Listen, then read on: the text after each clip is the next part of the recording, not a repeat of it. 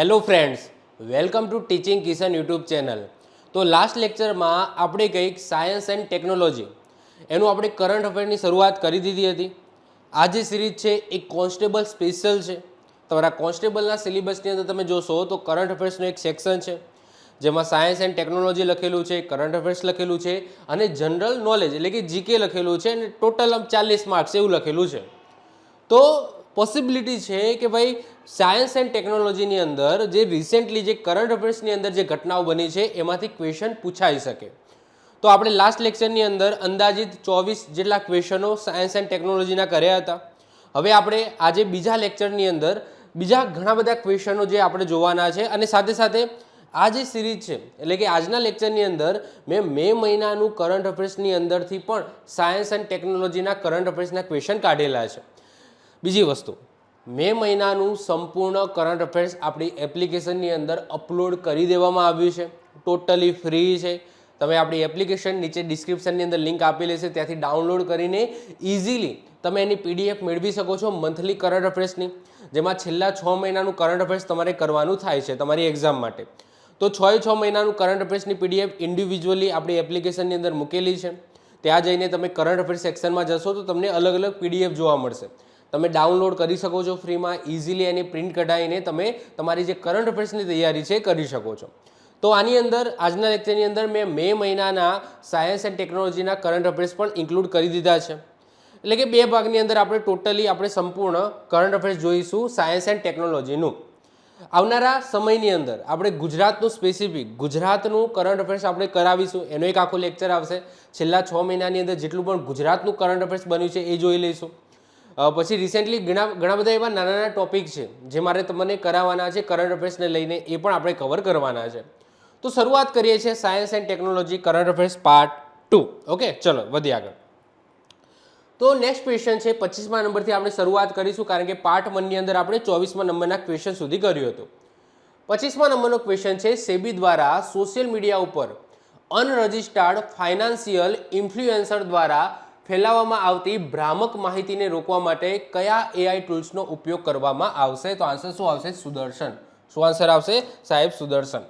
એ ઇન્ફ્લુએન્સરનો મતલબ શું થાય કે ભાઈ તમે ઇન્સ્ટાગ્રામની અંદર તમે જુઓ છો કે રીલ આમ સ્ક્રોલ કરતા જાઓ, જ્યાં ગમે તે એક વ્યક્તિ આવી જાય એને કહેવા માંડે કે ભાઈ ફાઇનાન્શિયલ એડવાઇસ આપવા માંડે કે ભાઈ આ સ્ટોક લો, આમ લો, તેમ લો. ઓકે, એ actually SEBI registered financial advisor નથી હોતો. એ ગમે તે વ્યક્તિ, સમજી લો કે મારું બેકગ્રાઉન્ડ ફાઇનાન્સનું નથી તો પણ હું મારે વિડીયો બનાવવા તો હું વિડીયો બનાવી શકું છું. હું ઇન્સ્ટાગ્રામની અંદર મારે રીલ મૂકવી હોય તો મૂકી શકું છું કે ભાઈ તમે આ સ્ટોક લઈ લો, આ સ્ટોક લઈ લો, આવું કરો, આમ કરો. એ જે ભ્રામક માહિતી કહેવાય, કારણ કે મને ફાઇનાન્શિયલ એટલું જ્ઞાન નથી તો પણ હું સોશિયલ મીડિયામાં આવીને આ બધું જ્ઞાન કહું છું અને મારા ઇન્ફ્લુઅન્સમાં આવીને સમજી લો કે તમે મને ફોલો કરતા હોય અને હું કહું કે ભાઈ આ સ્ટોક લઈ લો તો તમે તો લઈ લેવાના કે ભાઈ આ કિશન સર છે એ તો સાચું કહે છે. તો એ વસ્તુ સાચી નથી, મતલબ કે સારું બાબત ના કહેવાય. ઓકે, કોઈકના ઇન્ફ્લુઅન્સમાં આવીને તમે કોઈ સ્ટોક લઈ લો, કારણ કે પૈસા તમારા જવાના છે, હું તો ખાસ એડવાઇસ આપીને જતો રહેવાનું છે. તો આ બધી વસ્તુ રોકવા માટે સેબી દ્વારા સુદર્શન નામના એઆઈ ટૂલ્સનો ઉપયોગ કરશે. હવે શું છે સમજીએ. તો સેબીએ આ એઆઈ ટૂલ્સ લોન્ચ કર્યું છે જે વિવિધ ભાષાઓમાં ઓડિયો, વિડીયો અને લેખિત સામગ્રીને ટ્રેક કરશે અને રોકાણની ખોટી સલાહ આપતા અનરજિસ્ટર્ડ ઇન્ફ્લુએન્સર સામે કડક કાર્યવાહી કરવામાં મદદ કરશે. સેબીના અન્ય પોર્ટલ્સમાં આઈસ્પોટ છે જે બજારના નિયમોના ઉલ્લંઘન ઉપર દેખરેખ રાખે છે. પછી ધરોહર કરીને એમને લોન્ચ કર્યું હતું જે ડિજિટલ જ્ઞાન ભંડાર છે. મિત્ર કરીને એક પ્લેટફોર્મ લોન્ચ કર્યું હતું જે રોકાણકારોની સુવિધા પૂરી પાડશે. સેવા જે વર્ચ્યુઅલ આસિસ્ટન્ટનો સમાવેશ થાય છે. તો આ બધા સેબી દ્વારા લોન્ચ કરવામાં આવેલા અલગ અલગ એઆઈ ટૂલ્સ છે, અલગ અલગ પ્લેટફોર્મ છે.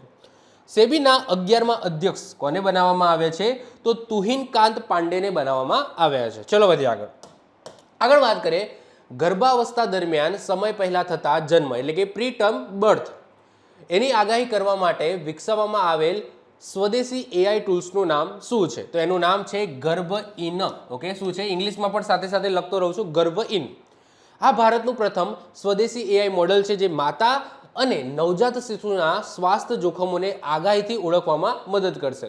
એટલે કે કોઈ લેડીઝ છે પ્રેગ્નેન્ટ હોય તો એ પ્રેગ્નન્સીના સમય દરમિયાન અંદર બાળક કેટલું સ્વસ્થ છે, બાળકની સાથે સાથે માતા પણ સ્વસ્થ છે કે નહીં, તો આ બધી માહિતી આપવામાં મદદરૂપ થશે. ડિપાર્ટમેન્ટ ઓફ બાયોટેકનોલોજી દ્વારા સંચાલિત આ પ્રોગ્રામમાં 12,000 સગર્ભા મહિલાઓની દેખરેખ રાખવામાં આવશે, જેથી મૃત્યુ દર છે એનો ઘટાડો કરી શકાય, જે શિશુ મૃત્યુ દર છે અને સાથે સાથે માતા માતા શિશુનો જે મૃત્યુ દર છે એની અંદર ઘટાડો કરી શકાય છે. આગળ વાત કરીએ, IISc બેંગલુરુ દ્વારા શરૂ કરવામાં આવેલ મૂનશોટ પ્રોજેક્ટ હેઠળ કઈ ટેકનિક વિકસાવવામાં આવી છે? તો એ છે બ્રેન કો પ્રોસેસર. કઈ? બ્રેન કો પ્રોસેસર. બ્રેન એટલે કે મગજની વાત થાય છે. શું છે? તો આ પ્રોજેક્ટ હેઠળ ન્યુરોમોર્ફિક હાર્ડવેર એટલે કે માનવ મગજની નકલ કરતી ચિપ્સ આધારિત ટેકનોલોજી વિકસાવવામાં આવી રહી છે. મગજનો કોઈ હિસ્સો ક્ષતિગ્રસ્ત હોય, તમને ખબર છે અંદર મગજમાં ગાંઠ હોય અથવા તો મગજની અંદર પણ કેન્સર હોય છે, તો ક્ષતિગ્રસ્ત હિસ્સો હોય છે તેને સહાયક એટલે કે કો પાયલોટ તરીકે કાર્ય કરશે અને સંકેતોના આદાન પ્રદાનમાં મદદ કરશે. એટલે કે કોઈનું મગજ છે, આ મગજની અંદર સમજી લો આ ભાગ છે ડેમેજ થઈ ગયો, તો એ ચિપ છે એ અહીંયા લગાવી દેવામાં આવશે, તો એ જે ડેમેજ ભાગ છે એ જે કામ કરતું હતું હવે એ ચિપ કામ કરશે. ભારતના અન્ય સ્વદેશી પ્રોસેસર્સની વાત કરીએ તો એમાં શક્તિ છે, જે ભારતનું પ્રથમ સ્વદેશી પ્રોસેસર જે IIT મદ્રાસ દ્વારા લોન્ચ કરવામાં આવ્યું હતું. અજીત નામનું છે જે IIT બોમ્બે દ્વારા વિકસિત કરવામાં આવ્યું છે. વિક્રમ જે ISRO દ્વારા લોન્ચ કરવામાં આવ્યું છે, વિકસિત કરવામાં આવ્યું છે. અને ધ્રુવ 64 જે CDAC દ્વારા નિર્મિત કરવામાં આવ્યું છે. એટલે કે આ વધારાની માહિતી છે. ઓકે, આ જે ક્વેશ્ચન છે એનો જવાબ આ એની માહિતી અને આ એક્સ્ટ્રા વધારાની માહિતી, આ રીતના જીકેની માહિતી, આ રીતના આપણે ક્વેશ્ચન લઈએ છીએ. ઓકે, વધીએ આગળ વાત કરીએ, કયા સ્પેસ સ્ટાર્ટઅપ દ્વારા વિશ્વની સૌથી મોટા single piece 3D printed rocket booster engine ઇગ્નાઇટનું સફળ પરીક્ષણ કરવામાં આવ્યું છે? તો આન્સર શું આવશે? અગ્નિકુલ કોસ્મોસ દ્વારા. જો અગ્નિકુલ કોસ્મોસ એ ભારતની પ્રાઇવેટ એજન્સી છે જે સ્પેસ ક્ષેત્રની અંદર કામ કરે છે, જેમાં ISRO કામ કરે છે ને, જે આપણી સરકારી છે. એ રીતના અગ્નિકુલ કોસ્મોસ છે, સ્કાયરૂટ છે, તો અલગ અલગ પિક્સલ છે, જે અલગ અલગ સ્પેસના ક્ષેત્ર કામ કરતી ભારતની પ્રાઇવેટ કંપનીઓ છે, જેમાં અગ્નિકુલ કોસ્મોસનો પણ સમાવેશ થાય છે. ચેન્નઈ સ્થિત આ સ્ટાર્ટઅપ ઇન્કોનેલ ધાતુમાંથી 1 મીટર લાંબુ સિંગલ પીસ એન્જિન બનાવ્યું છે.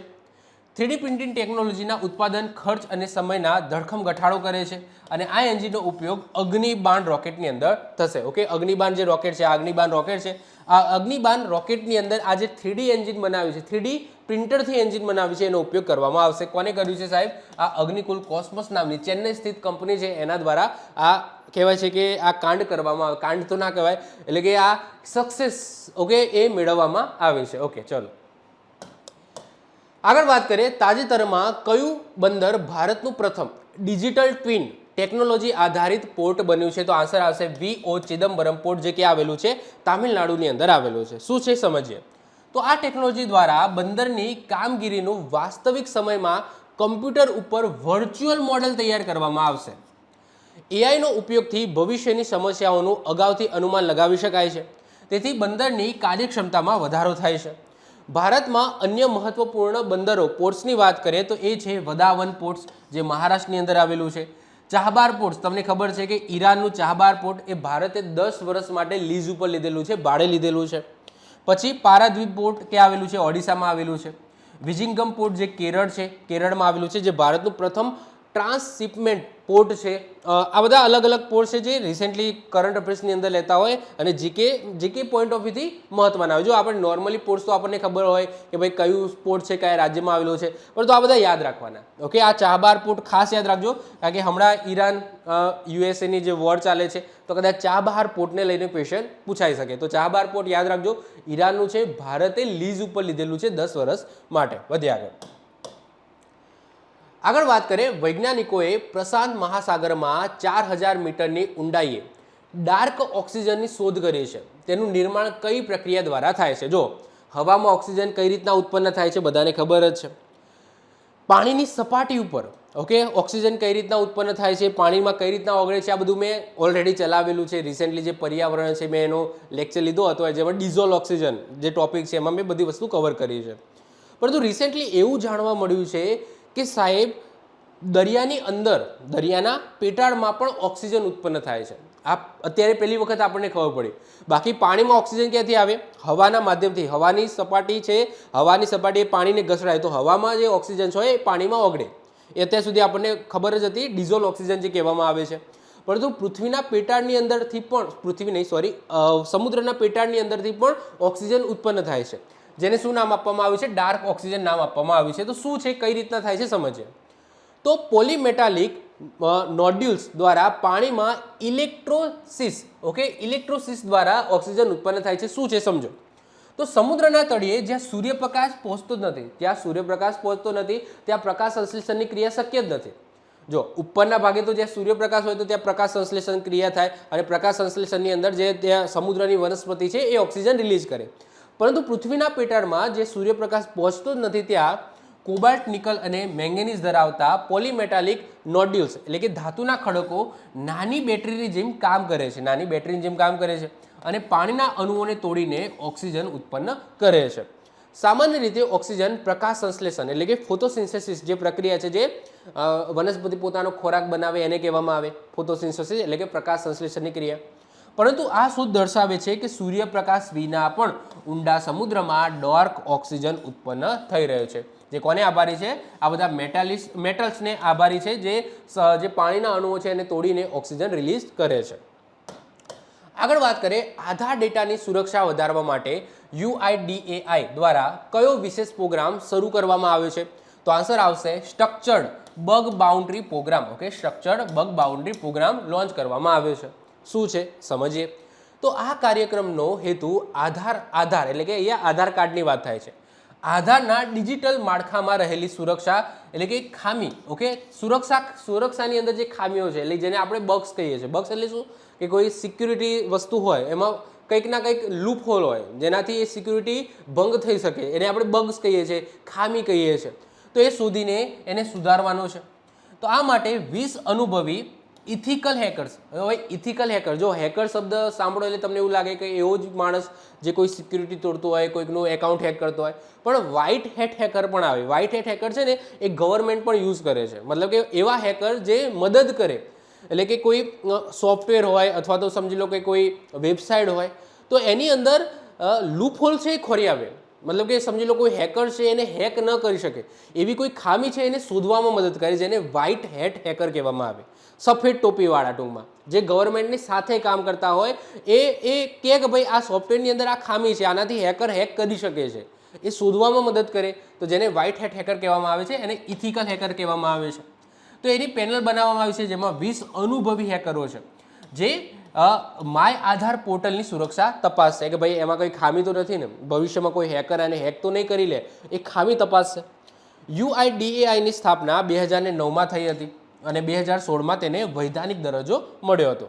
સુપ્રીમ કોર્ટે પુટ્ટાસ્વામી કેસના નિજતાના અધિકાર એટલે કે રાઇટ ટુ પ્રાઇવસી એટલે નિજતા એટલે કે અહીંયા રાઇટ ટુ પ્રાઇવસીની વાત થાય છે, જેમાં અનુચ્છેદ નંબર 21 હેઠળ મૂળભૂત અધિકાર જાહેર કર્યા હતા. ઓકે, તો આ એક્સ્ટ્રા માહિતી છે. ચલો વધીએ આગળ વાત કરીએ. ભારતનું પ્રથમ ઓપ્શન થર્મલ એનર્જી કન્વર્ઝન એટલે કે OTEC આધારિત એકીકૃત પ્લાન્ટ ક્યાં સ્થાપિત કરવામાં આવી રહ્યો છે? તો આન્સર આવશે લક્ષદ્વીપના કરવતીની અંદર. કરવતી એ એની રાજધાની છે, લક્ષદ્વીપની કરવતી. તો પૃથ્વી વિજ્ઞાન મંત્રાલય હેઠળ સંસ્થા NIOT દ્વારા આ પ્રોજેક્ટ સ્થાપિત કરવામાં આવ્યો છે. આ પ્લાન્ટ સમુદ્રની સપાટીના ગરમ પાણી અને ઊંડા સમુદ્રના ઠંડા પાણી વચ્ચે તાપમાનના તફાવત એટલે કે ટેમ્પરેચર ગ્રેડિયન્ટનો ઉપયોગ કરીને ટર્બાઇન દ્વારા વીજળી ઉત્પન્ન કરશે. સમુદ્રની ઉપરના તળિયે ઉપર તમે જુઓ તો ગરમ પાણી હોય, નીચેના તળિયે તમે જુઓ તો ઠંડુ પાણી હોય, તો ત્યાં ટેમ્પરેચરનો ડિફરન્સ હશે. તો એ ટેમ્પરેચરના ડિફરન્સનો ઉપયોગ કરીને ટર્બાઇન ફેરવીને વીજળી ઉત્પન્ન કરવાનો આ પ્રોજેક્ટ છે. આ પ્લાન્ટ 60 થી 65 એટલે કે 60 થી 65 કિલોવોટ વીજળી અને દૈનિક 1 લાખ લીટર શુદ્ધ પીવાલાયક પાણી ઉત્પન્ન કરવાની ક્ષમતા ધરાવે છે. ટાપુ વિસ્તારમાં પર્યાવરણીય સ્થિરતા જાળવવા માટે આ એક આદર્શ મોડલ તમે કહી શકો છો. તો આ ખાસ આપણે યાદ રાખીશું કે ocean thermal energy conversion, okay, આના આધારિત રિસેન્ટલી એક પ્લાન્ટ છે જે સ્થાપિત કરવામાં આવી રહ્યો છે. એ કઈ જગ્યાએ? લક્ષદ્વીપ કરવતીની અંદર. સિમ્પલ છે, એનો કોન્સેપ્ટ સિમ્પલ છે કે જે ટેમ્પરેચર ડિફરન્સ છે, ટેમ્પરેચર ડિફરન્સના કારણે ટર્બાઇન ફેરવવામાં આવશે. ટેમ્પરેચર ડિફરન્સ કઈ રીતના હોય છે? જો નીચે ઠંડુ પાણી હોય, ઉપર ગરમ પાણી હોય, જેમ કે ઉપર સૂર્યપ્રકાશ પડતો એટલે કે પાણી ગરમ હોય અને નીચે ઠંડુ હોય, તો ઓબ્વિયસલી એ જે એક્સચેન્જ થવાનું ઉપર નીચે જવાનું, તો એનો ડિફરન્સથી એ ટર્બાઇન જે ફેરવવામાં આવશે વીજળી ઉત્પન્ન કરવામાં આવશે. તો આ કોન્સેપ્ટ આધારિત આ એક પ્લાન્ટ છે જે સ્થાપિત કરવામાં આવશે આપણા લક્ષદ્વીપની અંદર. આગળ વાત કરીએ, ભારતીય સૈન્યની ક્ષમતા વધારવા માટે ચર્ચામાં રહેલો પ્રોજેક્ટ શેષનાગ 150, પ્રોજેક્ટ શેષનાગ 150 અને પ્રોજેક્ટ કાલ એનો સંબંધ કઈ ટેકનોલોજી સાથે છે? તો આન્સર શું આવશે? સૈન્ય ડ્રોન અથવા તો સ્વામ ડ્રોન. સ્વામ એટલે કે જૂથમાં, ઝુંડમાં. સ્વાન ડ્રોન ટેકનોલોજી સાથે છે. શું છે સમજો. તો પ્રોજેક્ટ શેષનાગ 150 એ 1000 કિલોમીટર રેન્જ ધરાવતું સ્વામ ડ્રોન છે. સ્વામ ડ્રોન એટલે કે શું? એક સાથે ઝુંડમાં જાય. ઓકે, સ્વામ ડ્રોન છે જે ઝુંડમાં હુમલો કરી શકે છે.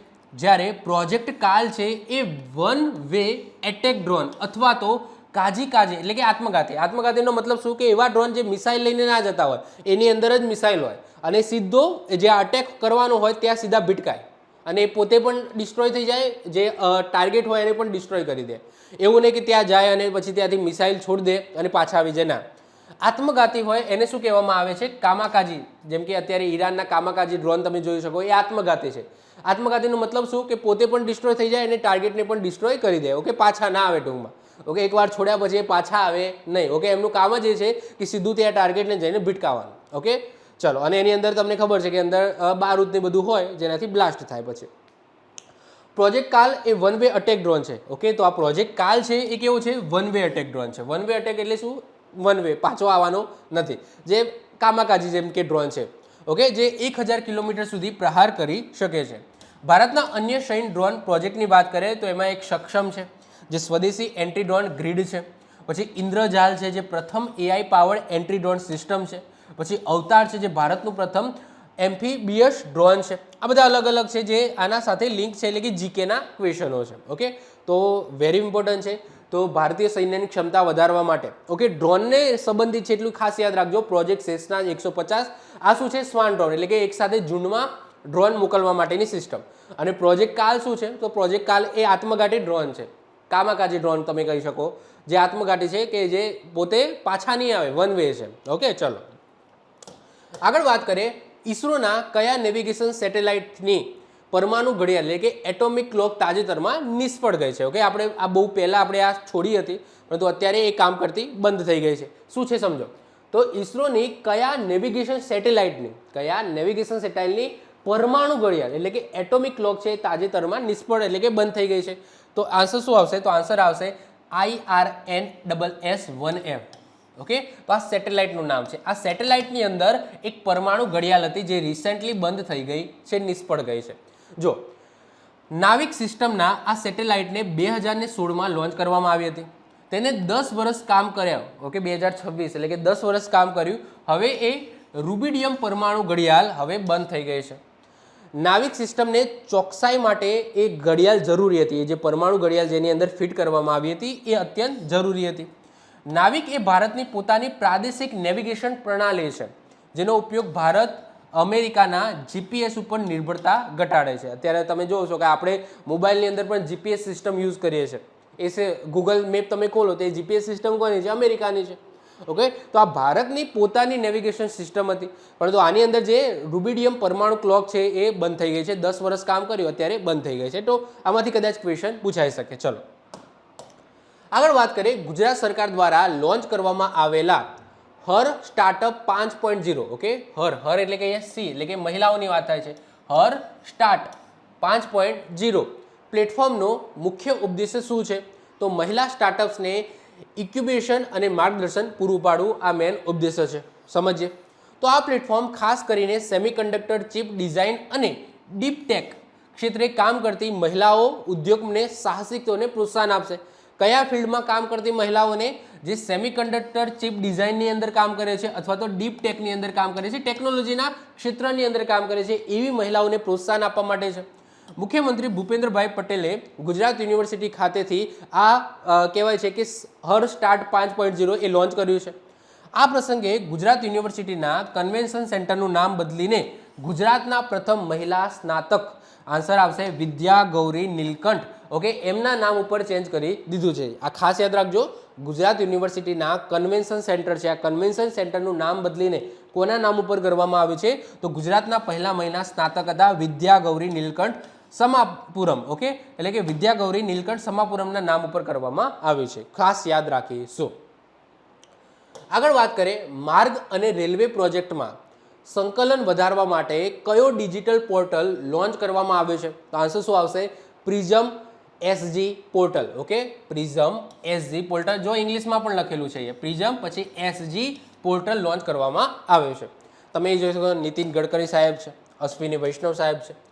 તો સૌથી પહેલાં એનું પૂરું નામ શું છે, એનો મતલબ શું છે એ સમજો. તો એનું પૂરું નામ છે portal for rail road inspection and stages management steel girders. Okay, તો શું છે? જો પોર્ટલ ફોર નામથી જ ખબર પડી જાય, portal for rail road inspection, inspection એટલે કે ચકાસવું, and stages management steel grids. કેન્દ્રીય મંત્રીઓ એટલે કે નીતિન ગડકરી સાહેબ અને અશ્વિની વૈષ્ણવ સાહેબ. નીતિન ગડકરી સાહેબ રોડ માટે કામ કરે છે, અશ્વિની વૈષ્ણવ સાહેબ ટ્રેન માટે કામ કરે છે, એટલે કે એમનું મંત્રાલય એ છે. આ પ્લેટફોર્મ રોડ ઓવરબ્રિજ ROBના નિર્માણ માટે સિંગલ વિન્ડો મંજૂરી અને રિયલ ટાઈમ પ્રોજેક્ટ ટ્રેકિંગ એટલે કે લાઈવ નિરીક્ષણની સુવિધા પૂરી પાડે છે. એટલે કે આ ઇન્સ્પેક્શન કરવા માટેનું તમે કહી શકો કે આ પોર્ટલ છે. Okay, prism SG portal. Okay, કોને લોન્ચ કર્યું? તો નીતિન ગડકરી સાહેબ અને અશ્વિની વૈષ્ણવ સાહેબ દ્વારા લોન્ચ કરવામાં આવ્યું છે. બંને કેન્દ્રીય મંત્રીઓ છે, બધાને ખબર જ છે, રોડ ટ્રાન્સપોર્ટના અને રેલ ટ્રાન્સપોર્ટના. ઓકે, વધીએ આગળ વાત કરીએ, માનસિક સ્વાસ્થ્ય સંશોધન માટે ભારતનો પ્રથમ સ્વદેશી ઓપન સોર્સ ડેટાબેઝ કયો છે? ફરીથી રિપીટ કરું છું, માનસિક સ્વાસ્થ્ય સંશોધન માટે ભારતનો પ્રથમ સ્વદેશી ઓપન સોર્સનો મતલબ શું થાય? કે બધા માટે ઓપન હોય, તમારે પણ એક્સેસ કરવું હોય તમે કરી શકો, એને જ ઓપન સોર્સ કહેવાય. જેમ કે ઓપરેટિંગ સિસ્ટમની વાત કરીએ તો માઇક્રોસોફ્ટ એ ઓપન સોર્સ નથી, ખરીદવું પડે.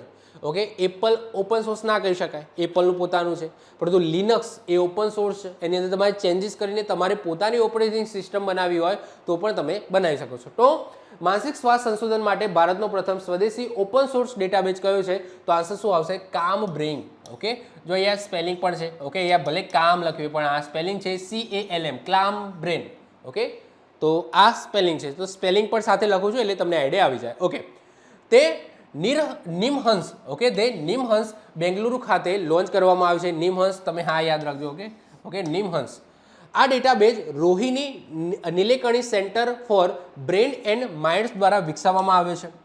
ઓપન સોર્સ હોવાના લીધે વિશ્વના કોઈપણ સંશોધકે કે ડૉક્ટરે ડિમ્પેન્સિયા જેવા જટિલ મગજના રોગોના રિસર્ચ માટે આ ડેટા ફ્રીમાં ઉપયોગમાં લઈ શકાશે. સિમ્પલ વસ્તુ છે, કોઈ પેશન્ટ આવ્યું છે, કોઈ પેશન્ટને કોઈ બીમારી છે બ્રેનને લઈને, અને એને કંઈક ડિમ્પેન્સિયા જેવી કોઈક બીમારી છે, તો એનો ઈલાજ થયો, એને શું પ્રોબ્લેમ થયા છે, ડિમ્પેન્સિયા થયું તો એના શું લક્ષણો છે, તો આ બધી માહિતી ઓપન સોર્સ ડેટાબેઝની અંદર મોકલવામાં આવે છે. તો સમજી લો, દુનિયાના કોઈ પણ ખૂણે કોઈ એવો સાયન્ટિસ્ટ હોય જે બ્રેનને લઈને કોઈ રિસર્ચ કરતો હોય, અથવા તો કોઈ સમજી લો કોઈ દવા બનાવતી હોય એવી કોઈ એજન્સી હોય, તો એ આ ડેટાનો યુઝ કરી શકે છે અને દવા બનાવી શકે છે અથવા તો રિસર્ચ કરી શકે છે. તો આને ઓપન સોર્સ કહેવામાં આવે છે. ચલો વધીએ આગળ વાત કરીએ, ભારતીય રેલવે દ્વારા દેશની પ્રથમ LNG ડીઝલ, ઓકે, બંને ઉપર ચાલતી ડ્યુઅલ ક્યુઅલ ડેમો ટ્રેન ક્યાં શરૂ કરવામાં આવી છે? તો સાબરમતી અમદાવાદ એટલે કે આપણા ગુજરાતથી શરૂ કરવામાં આવી છે. આ ટ્રેન પર્યાવરણને અનુકૂળ ગ્રીન ટ્રાન્સપોર્ટેશન દિશામાં મોટું પગલું છે, ઓબ્વિયસલી, કારણ કે LNG ડીઝલ ઉપર તો ચાલે છે પણ સાથે સાથે LNG natural gas, okay, natural gas ઉપર પણ ચાલે છે, લિક્વિડ નેચરલ ગેસ. તે લિક્વિફાઈડ નેચરલ ગેસ એટલે કે LNG અને ડીઝલ બંને ઇંધણ ઉપર ચાલી શકે છે. તેનાથી પ્રદૂષણ અને ઇંધણનો ખર્ચો બચી જશે. ઓકે, તો ડીઝલની સાથે સાથે જો નેચરલ ગેસનો પણ યુઝ થશે તો નેચરલ ગેસથી પ્રદૂષણ ના થાય, ડીઝલથી તો થવાનું જ છે, પરંતુ સાથે સાથે હવે કહેવાય છે કે બંનેથી ચાલશે તો કોઈ LNGથી ચાલે તો પ્રદૂષણ ઓછું થશે. ઓકે, ચલો વધીએ આગળ. ખાસ યાદ રાખજો, ગુજરાતનો ક્વેશ્ચન છે, આ પણ ગુજરાતનો આવ્યો. ગુજરાતના ગિફ્ટ સિટીમાં AI ક્ષેત્ર કઈ કંપની સંસ્થાની સ્થાપના કરવામાં આવે છે? ઓકે, ગિફ્ટ સિટીની અંદર AI ક્ષેત્રની કઈ રાષ્ટ્રીય સંસ્થાની સ્થાપના કરવામાં આવી છે? તો નેશનલ AI રિસર્ચ ઓર્ગેનાઇઝેશનની સ્થાપના કરવામાં આવી છે. તો આ આર્ટિફિશિયલ ઇન્ટેલિજન્સ એટલે કે AIના ક્ષેત્રમાં દેશની પ્રથમ રાષ્ટ્રીય સ્તરની સંસ્થા છે. નેશનલ સ્તરની સંસ્થા છે જે આપણા ગુજરાતની અંદર ગિફ્ટ સિટીની અંદર સ્થાપના કરવામાં આવી છે. આ ઉપરાંત ઉત્તર પ્રદેશના નોઈડા ખાતે આઈઆઈટી કાનપુરના સહયોગથી ભારતનું પ્રથમ સરકારી એઆઈ ક્લિનિક સ્થાપવામાં આવ્યું છે, જે એઆઈ સંશોધનો અને તેના નૈતિક ઉપયોગને વેગ આપશે. આપણે આ ખાસ યાદ રાખી લેજો કે આપણા ગુજરાતની અંદર જે ગિફ્ટ સિટી આવેલી છે ત્યાં નેશનલ એઆઈ રિસર્ચ ઓર્ગેનાઇઝેશનની સ્થાપના કરવામાં આવી છે. ક્લિયર? ચલો વધીએ આગળ વાત કરીએ. ભારતીય વાયુસેના દ્વારા શરૂ કરાયેલ વાયુ બાણ પરિયોજનાનો મુખ્ય ઉદ્દેશ્ય શું છે? તો એ છે હેલિકોપ્ટર લોન્ચ સ્વદેશી સ્માર્ટ ડ્રોન સિસ્ટમ વિકસાવી. જો ડ્રોન છે આમ તો નોર્મલી જમીન ઉપરથી આપણે લોન્ચ કરતા હોઈએ છીએ, પરંતુ અહીંયા વાત થઈ રહી છે વાયુ બાણ પરિયોજના, જેની અંદર આપણે હેલિકોપ્ટરથી ડ્રોન લોન્ચ કરીશું. ઓકે, તમે જોઈ શકો છો આ હેલિકોપ્ટર છે અને હેલિકોપ્ટરમાંથી ડ્રોનને લોન્ચ કર્યું. એવું નથી ખાલી હેલિકોપ્ટર, કોઈ બીજી સમજી લો કે કોઈ આ તો હેલિકોપ્ટર છે, કોઈ એવું લડાકુ વિમાન છે ત્યાંથી લોન્ચ કરવું હોય, અથવા તો સમજી લો દરિયાઈ માર્ગથી લોન્ચ કરવું હોય, તો એ બધી સિસ્ટમ આની અંદર છે. એટલે કે વાયુ બાણ પરિયોજના શું છે સમજો. તો આ ટેકનોલોજી હેઠળ હેલિકોપ્ટર પરથી જ હવામાં છોડી શકાય તેવા ડ્રોન બનાવવાના છે, જે 50 કિલોમીટરની રેન્જ અને 30 મિનિટ ઉડી શકે એવા હશે ડ્રોન. આનાથી પાયલટે જોખમી વિસ્તારમાં પ્રવેશ્યા વિના હુમલો કરવાની વ્યૂહરચનામાં સ્વાયત્તા મળે છે. જો આ નોર્મલી 30 મિનિટ ઉડી શકે છે, ઓકે, ડ્રોન, અને 50 કિલોમીટરની રેન્જ હોય છે. તો હવે સમજી લો અહીંયાથી ક્યાંક કોઈ એરપોર્ટથી તમે છોડો, ઓકે, એટલે કે નેવલ બેઝથી તમે કોઈ છોડો, અથવા તો સમજી લો કે કોઈ આર્મી બેઝથી તમે છોડો, તો 30 એની રેન્જ 50 કિલોમીટર છે. સમજી લો દુશ્મનના એરિયામાં જઈ જ ના શકે. પરંતુ સમજી લો આપણે આ જે હેલિકોપ્ટર છે એમાં બેસીને છેક બોર્ડર સુધી આપણે હેલિકોપ્ટર જતા રહીએ અને પછી હેલિકોપ્ટરથી લોન્ચ કરવામાં આવે તો હેલિકોપ્ટરથી 50 મીટર એ આગળ જશે. સમજી શકો છો? તો આ ટેકનોલોજી બહુ ઇમ્પોર્ટન્ટ છે. એવું નથી કે ભાઈ જ્યાં બેઝ હોય ત્યાંથી જ લોન્ચ થાય. આ હવે હેલિકોપ્ટર જ્યાં લઈ જવું હોય ત્યાં હેલિકોપ્ટર લઈ જવાનું, પછી ત્યાંથી લોન્ચ કરવાના. ઓકે, અને એટલે સ્વાયત્તા મળે છે. ડ્રોન ક્ષેત્રે અન્ય પ્રવાહોની વાત કરીએ તો ભાર્ગવાસ્ત્ર છે જે એન્ટી ડ્રોન સિસ્ટમ છે, અવતાર છે જે એમ્ફીબિયન ડ્રોન છે, અને ઓરોવાકુલ છે જે આંધ્રપ્રદેશ ભારતની પ્રથમ ડ્રોન સિટી છે. ઓકે, ઓરોવાકુલ જે આંધ્રપ્રદેશ એટલે કે ભારતની પ્રથમ ડ્રોન સિટી છે, જે કે આવેલી છે આંધ્રપ્રદેશની અંદર આવેલી છે. ચલો વધીએ આગળ. હાઈ ટેમ્પરેચર 3D પ્રિન્ટર આકાશ 300, શું નામ છે સાહેબ? આકાશ 300 કઈ સંસ્થાને સોંપવામાં આવ્યું છે? ઓબ્વિયસલી આની જરૂર કોને પડે? ઈસરોને. એવું પ્રિન્ટર જે હાઈ ટેમ્પરેચરમાં, મતલબ જેમ કે એન્જિનની વાત કરો, રોકેટનું એન્જિન છે એમાં કેટલું હાઈ ટેમ્પરેચર હશે જ્યારે સળગે ત્યારે, તો હાઈ ટેમ્પરેચર સહન કરી શકે એવા ઇક્વિપમેન્ટ બનાવવા માટે 3D પ્રિન્ટર રિસેન્ટલી કોને આપવામાં આવી છે? ઈસરોને આપવામાં આવી છે. કોને આપ્યું તો એ જોઈએ. તો આ વિશિષ્ટ પ્રિન્ટર કેરળના startup space time for deep printer solution દ્વારા વિકસાવવામાં આવ્યું છે, જે રિસેન્ટલી કોને આપવામાં આવ્યું છે? કારણ કે આની જરૂર કોને હોય? ઈસરોની જરૂર હોય, તો ઈસરોને સોંપવામાં આવી છે.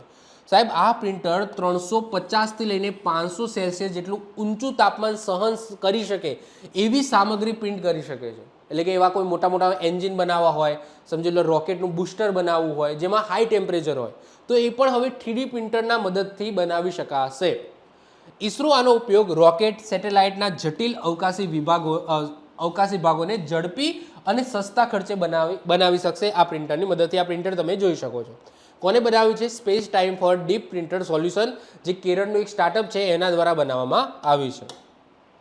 આગળ વાત કરીએ. તામિલનાડુ શાળાના વિદ્યાર્થીઓએ હિલિયમ બલૂન દ્વારા કયો મિની સેટેલાઇટ લોન્ચ કર્યો છે? હિલિયમ બલૂન દ્વારા કયો સેટેલાઇટ લોન્ચ કર્યો છે?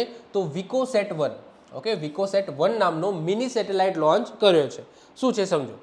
આ સેટેલાઇટનો મુખ્ય હેતુ પાકને નુકસાન કરતા ફંગલ બીજાણુ, એટલે કે ફંગલ સ્પોર્સિસ જે હોય છે, ફંગલ બીજાણુઓ હોય છે, એનો અભ્યાસ કરવા માટેનો છે.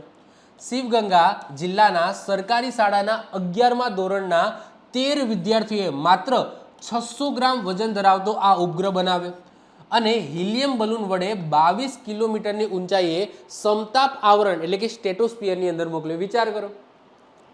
ઓકે, હિલિયમ બલૂન દ્વારા, ઓકે, આ જે સેટેલાઇટ છે એ મિની સેટેલાઇટ લોન્ચ કર્યો છે. હિલિયમ બલૂન આપણે જે ફુગ્ગા રમીએ છીએ ને બાળકોને, જેમાં હિલિયમ ગેસ ભરેલો હોય છે, તો એવા બલૂનથી આ લોન્ચ કર્યો અને સમતાપ આવરણની અંદર મોકલ્યો.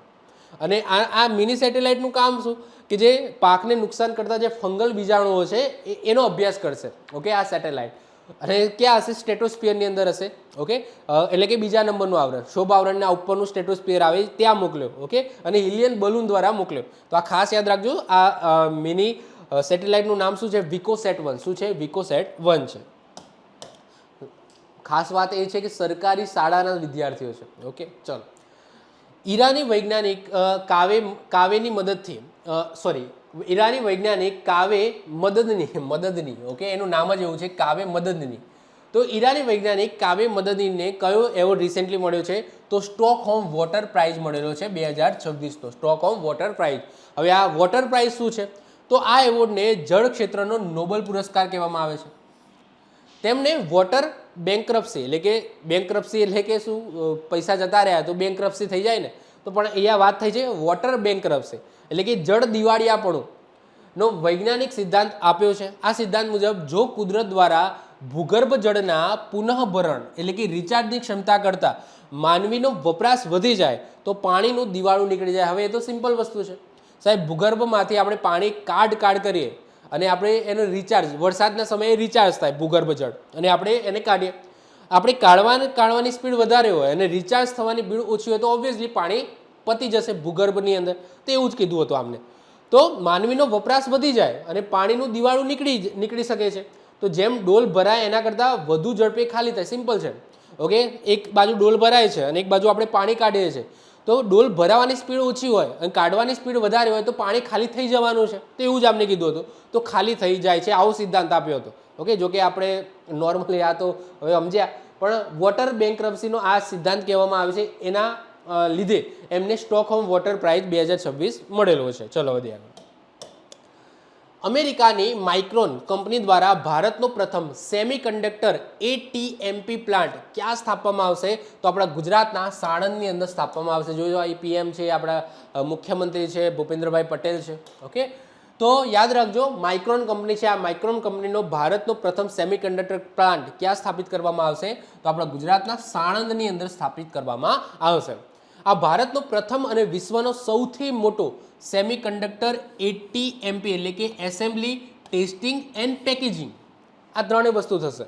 પ્લાન્ટ છે જે $2.7 અબજ રોકાણથી બન્યો છે. આ પ્લાન્ટ સ્માર્ટફોન અને AI સિસ્ટમ માટે મેમરી ચિપ્સ બનાવશે. શેના માટે? AI સિસ્ટમ અને સ્માર્ટફોન માટે મેમરી ચિપ બનાવશે. ભારતનું સેમિકન્ડક્ટર મિશન ISM 29 ડિસેમ્બર 2021ના રોજ 76,000 કરોડના બજેટ સાથે શરૂ કરવામાં આવ્યું હતું. આ એક્સ્ટ્રા માહિતી. ઓકે, ભારતનું સેમિકન્ડક્ટર જે મિશન છે એ 29 ડિસેમ્બર 2021થી આપણે 76,000 કરોડના બજેટ સાથે સ્ટાર્ટ કર્યો હતો.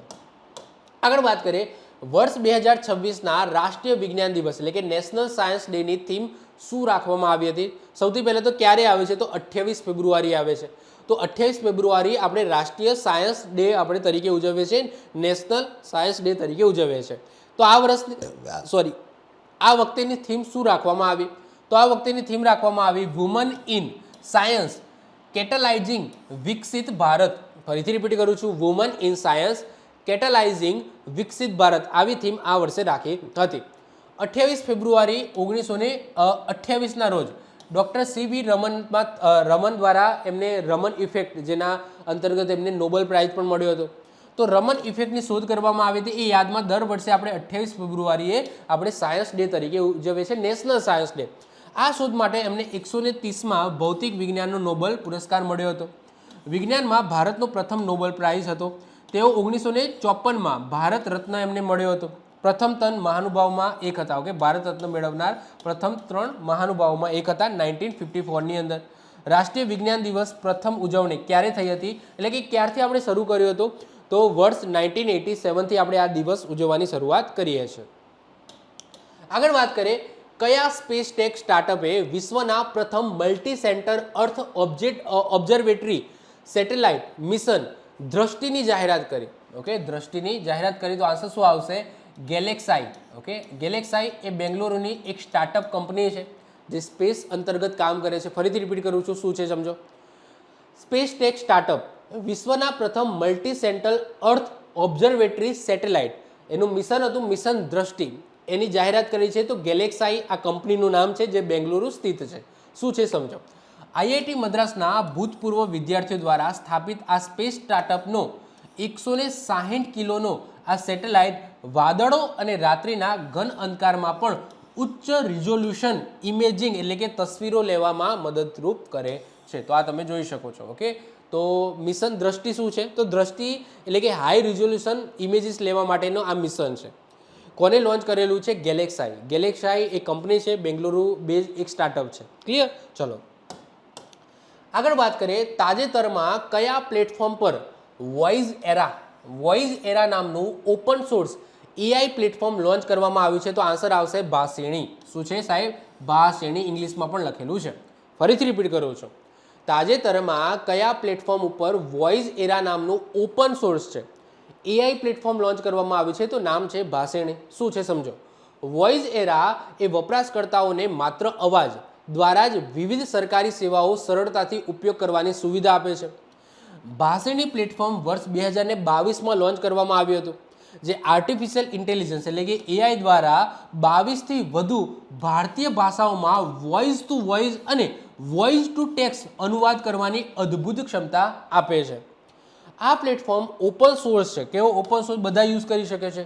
એના કારણે છેવાડાના માનવી સુધી ડિજિટલ સેવાઓ પહોંચાડવા માટે મોટી ભૂમિકા ભજવે છે. એવું નથી કે પેડ છે. ઓકે, ઓપન સોર્સ છે, બધા યુઝ કરી શકે છે. જેની અંદર આ ભાષણની અંદર ભારતની વાત કરીએ તો ભારતની 22થી વધારે ભાષાઓ આની અંદર ઇન્ક્લુડ કરવામાં આવે છે.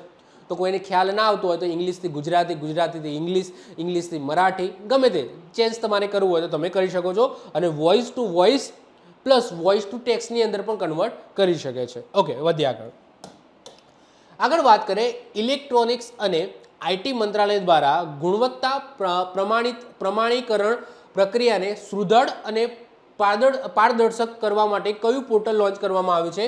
તો સત્ય નામનું પોર્ટલ લોન્ચ કરવામાં આવ્યું છે. હવે સત્યનું ફૂલ ફોર્મ શું છે? તો STQC લેબ ઓટોમેશન પોર્ટલ. ફરીથી રિપીટ કરું છું, પહેલાં ક્વેશ્ચન સમજો. ઇલેક્ટ્રોનિક્સ અને આઈટી મંત્રાલય દ્વારા ગુણવત્તા પ્રમાણીકરણ પ્રક્રિયાને સુદૃઢ અને પારદર્શક બનાવવા માટે કયું પોર્ટલ લોન્ચ કર્યું છે?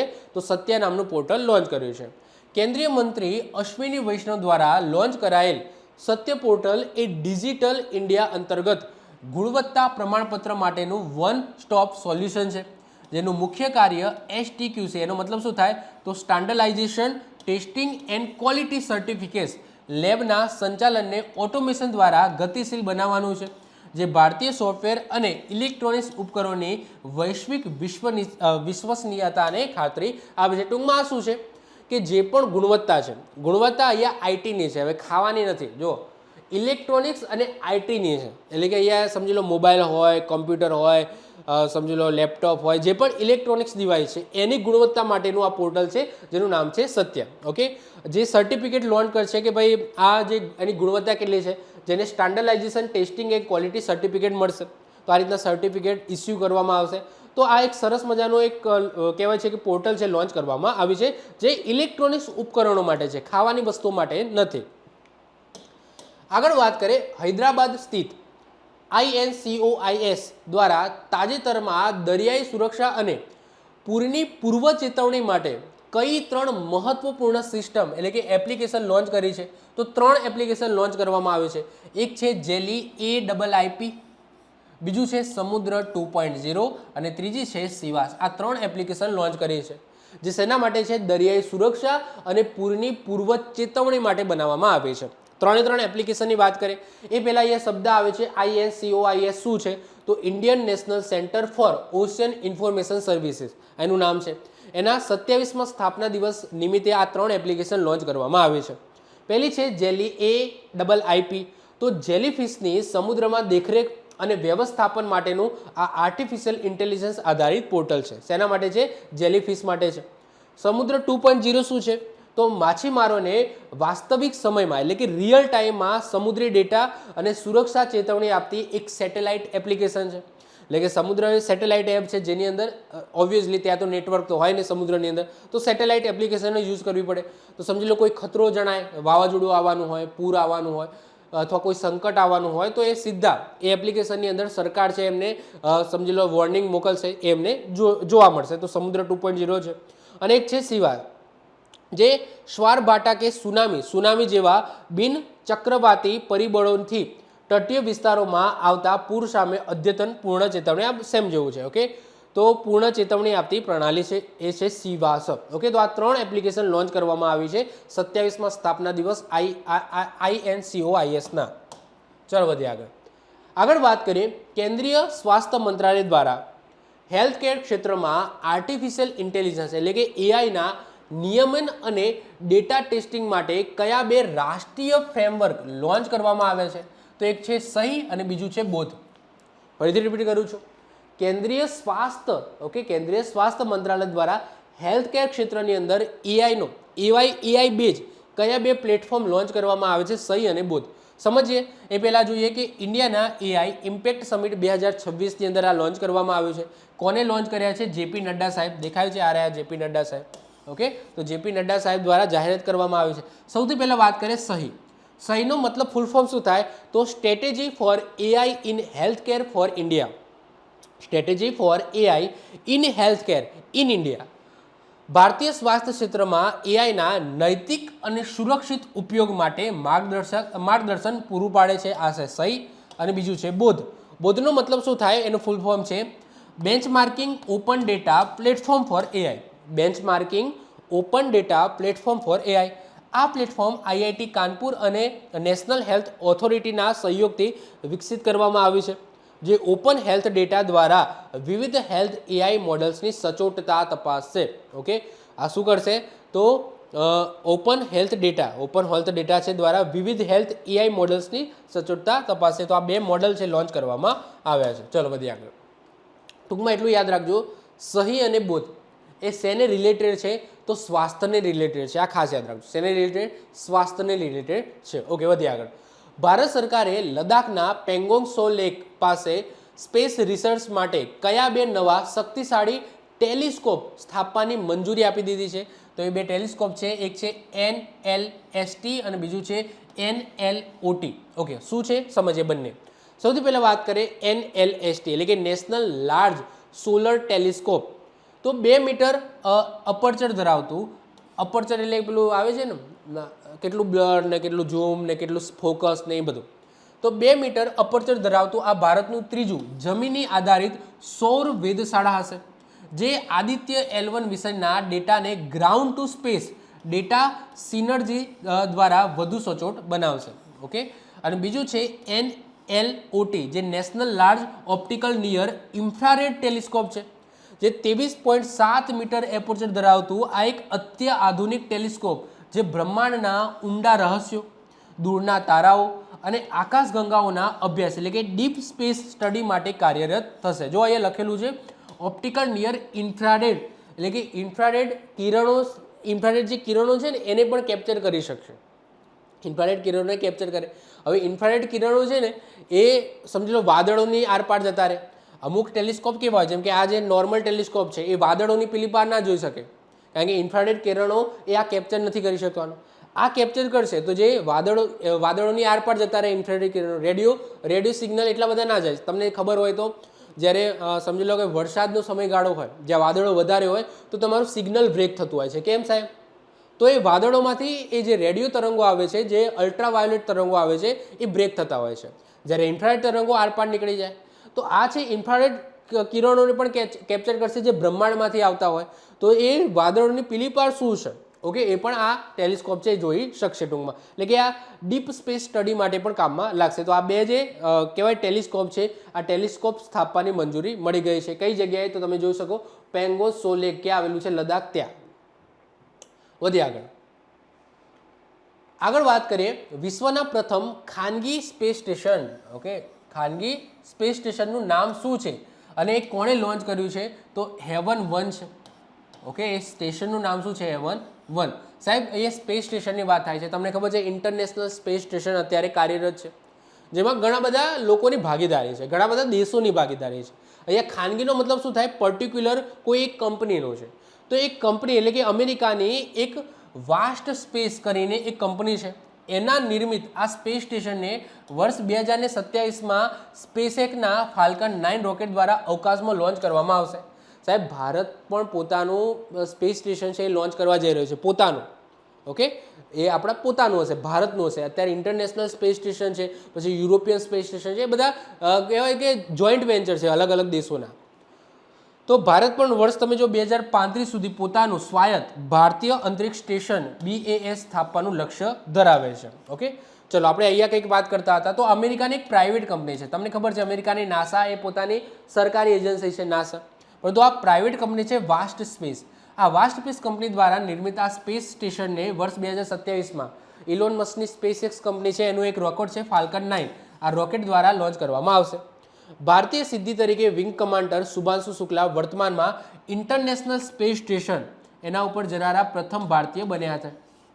તો આપણે યાદ રાખીશું, શુભાંશુ શુક્લા એ ભારતના પહેલા એવા વ્યક્તિ જે ઇન્ટરનેશનલ સ્પેસ સ્ટેશન ગયા હતા. ઓકે, વધ્યા આગળ વાત કરીએ. DRDO દ્વારા તાજેતરમાં ગગનયાન મિશન, તમને ખબર છે ગગનયાન મિશન જે અંતર્ગત આપણે મનુષ્યને મોકલવાના છે. તો ગગનયાન મિશનમાં ભારતનું પ્રથમ માનવ અવકાશ મિશન છે, બધાને ખબર છે, માટે કયો મહત્વપૂર્ણ ઘટનાનું સફળ ક્વોલિફિકેશન પરીક્ષણ ચંદીગઢ ખાતે કરવામાં આવ્યું? સાહેબ, ગગનયાન મિશન મોકલી દીધું, મનુષ્ય એની અંદર ગયા, પછી જ્યારે રિટર્ન આવવાના હશે ને ત્યારે એમને મતલબ કે સમુદ્રની અંદર લેન્ડ કરાવવો પડશે. એ પૃથ્વી ઉપર લેન્ડ નહીં, મતલબ કે જમીની માર્ગ ઉપર લેન્ડ નહીં થઈ શકે, એને ક્યાં કરાવવા પડશે? સમુદ્રની અંદર લેન્ડ કરાવવું પડશે જ્યારે રિટર્ન આવશે ત્યારે. તો સાહેબ એનું પરીક્ષણ રિસેન્ટલી કરવામાં આવ્યું છે.